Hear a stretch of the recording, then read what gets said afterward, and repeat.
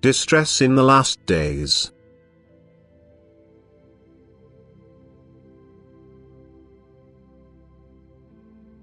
The closer the end is, the more despondent you humans will be, for this, too, is due to the time and its manifestations, that a spiritually attuned soul feels everything like a burden, that it senses the unspiritual currents, that it is receptive to the adversary's influence even if it does not succumb to him.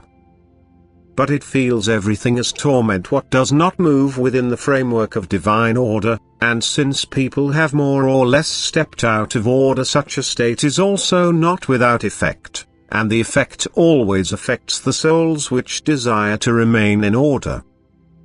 It takes strong faith to also remain unimpressed by such influences.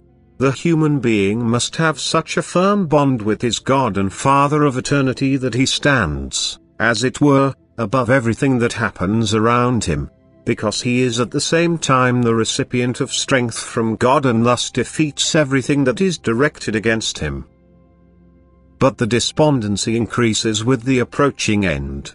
This should also be said to you beforehand, so that you nevertheless remain strong in faith and do not let yourselves be depressed. For hours will come for you again when you will feel God's strength, happy and joyful, and suddenly all darkness around you will be blown away because God's bright ray of love will break through and fill your heart. But this last time is full of trials, and this, too, is a permitted trial to drive you towards your God and Father from eternity, whose children you are, who you are and want to remain despite all afflictions and challenges by the adversary. Your Father knows the hearts of his children, and if only you would consider that you will be judged according to your will, then you would already be able to calmly face everything that happens to you. He knows to whom your will is directed, and fear alone proves this, for you do not fear the Father but the unknown power to which you do not want to fall prey. And since your Father knows your heart and your will, he will not let you fall prey to his adversary either, of that you can be certain. Therefore realize for yourselves what you fear. Every fear is fear of a strong power. God's adversary may be strong, but he is never superior to God in strength. And if your will is turned towards God, then you will also be safe from his adversary under his protection, no matter how much he oppresses you.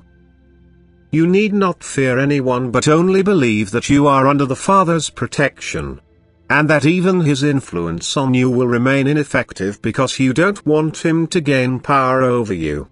One loves you and his power is truly stronger.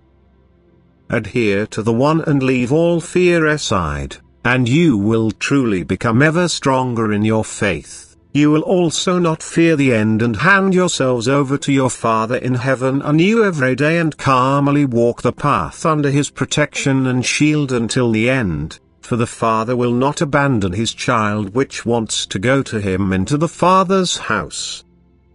Amen.